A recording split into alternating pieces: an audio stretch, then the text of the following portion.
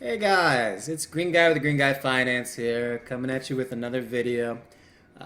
This one's going to be focused on Solar City and a little bit of Tesla in the mix, since they're looking to have a busy month. But yeah, that's pretty much it. I don't want to touch the macro or anything else. Maybe some other chart patterns a little bit we'll touch on, just so you can get the theme of what I'm sort of seeing just in terms of the market. But I wanted to go into Solar City, and it's just past history here. So, yeah, so that's what the video is going to be. Anyways, my name is Green Guy Finance. That is my real name. Here is Kids Trust Option Trade. This is where I put my entries, exits. This is where I put more of my commentary when I have it. So, there we go. Let's just jump right in, shall we? So, this is the daily increment, you can see right up there, chart of Solar City. On the right, you see the part of the intraday. That's the intraday trading that happened today. And you can see spiked up a couple times and then ended up the day on a high note, very high note. News, not a whole lot of news out of Solar City, really. It's mostly, I think, drafting off of Tesla and Tesla's news a little bit. Here's the Tesla chart. You can see the intraday there. On the right, and then here's the daily on the left there. But Tesla's been a hot topic for a little bit because they have on April 30th they're releasing their product, which I've just read is their home batteries is what they're doing. So I guess that's the surprise. They were announcing it was a non-car type of item under Tesla's name. It sounds more like it's a Solar City piece of news, but regardless. So it gives us an interesting technical view of the charts here. So let's just go back. Let's see, quite a ways. Let's see. Here's January of 2014 right there. Here's pretty much the run-up of 2013. So I think let's just start right here, shall we? The horizontal lines pay less attention to those, but let's just look at the general chart pattern. You can see after 2013 leading into 2014, we had a spike, a little bit of a basing action, and then a all-time high here around February of 2014.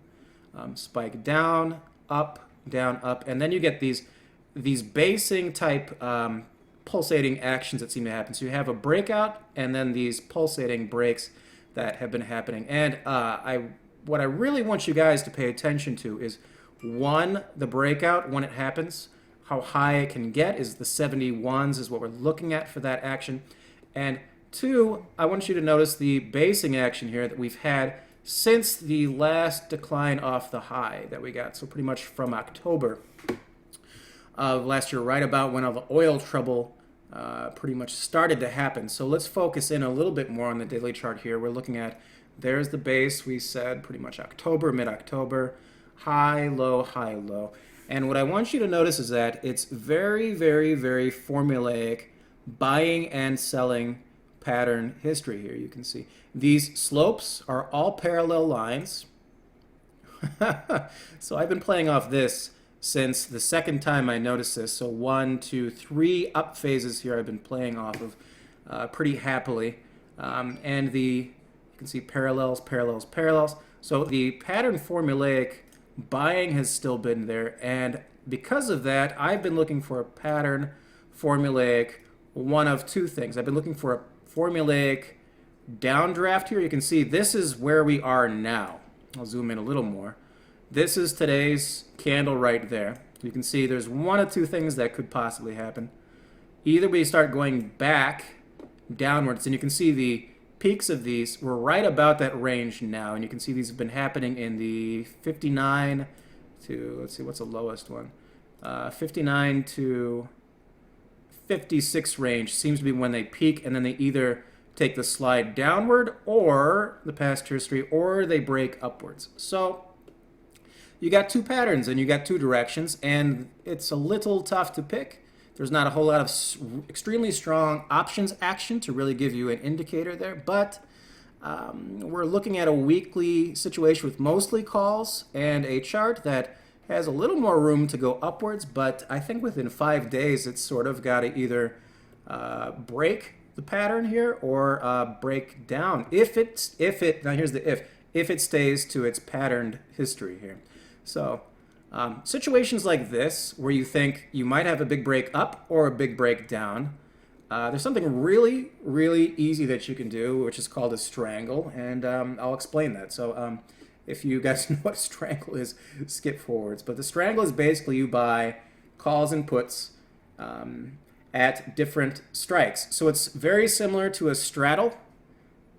Straddles, you're buying calls and puts at the same strike, but strangles, you're different. And what I like to do is if I think there's going to be a really big explosive movement, like I said, explosive movement down, you can see the down phase slope is almost the exact negative correlate of the up phase, or we could have one of these big breakout plays, right? What I like to do when these situations tend to happen is out of the money, for an appropriate time frame that you think you can get the most out of your money for in terms of the up phase or down phase, and the other side you really don't care about. So basically, options are leveraged. So if one side explodes, you're going to more than cover the loss of the other side. So strangle initiated here today, posted it live, and if we break downwards tomorrow, I'm going to hold. I have May 8th, I believe May 8th puts and May 8th calls. And if we have an up phase, I believe it's going to be an explosive one. If we have a down phase, I have more puts than calls currently. Calls technically are being favored on the weekly options anyway. But I am going to make a crap ton of money if it explodes either way.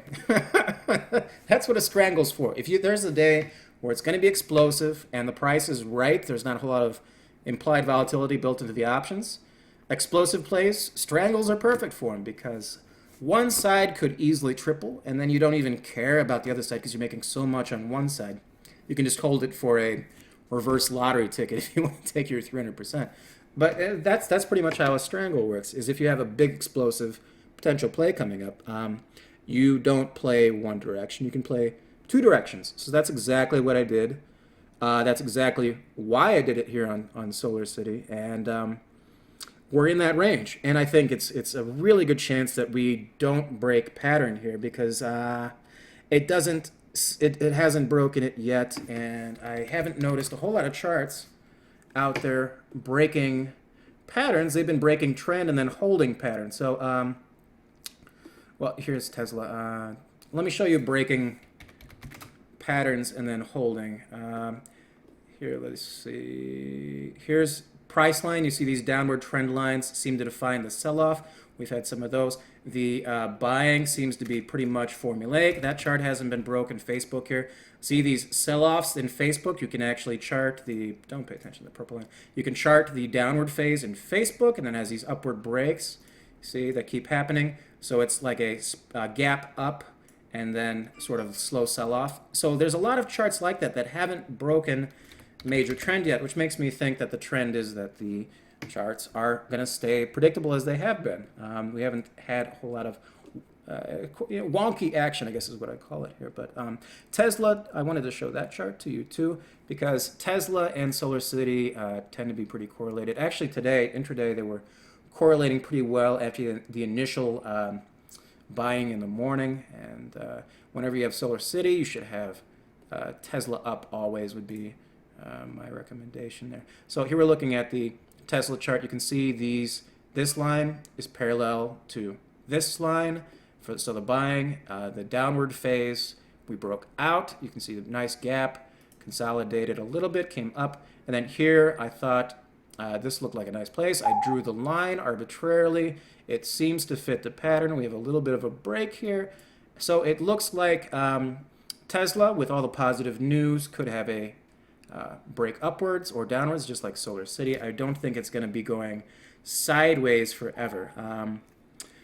Another thing of why I actually don't think I'm going to be losing money on my strangle position in Solar City is because earnings are in May for these stocks. So I actually, I can't recall if I completely encompassed it on Solar City, but May is a big earnings month for Solar City and Tesla. That's when their earnings come out. But it feels like there's not a whole lot of room for this stock to maneuver. I mean, you got 2.5 weeks essentially till May 8th. So I think we're going to have a break one way or the other, like I was saying. And that's an environment that you have an explosive break is when you want options in a strangle position if you're not sure of the direction. So that's pretty much it. I hope that was pretty simply explained and not confusing, and that you guys can follow the logic decently well. So if you have any questions on that, please just comment after the video. Like I said, I do this, it's free, public, live entries, exits that I do on my accounts with Kids Trust Trader. I don't charge anything. I like the interaction with people. I feel like every day I'm learning a little bit more in terms of I am an options guy, and I think you can always learn from people with different strategies. Like IPO guys are a niche, and earnings guys are a niche, and I feel bond guys, I don't follow bonds at all because it's been such a bad market.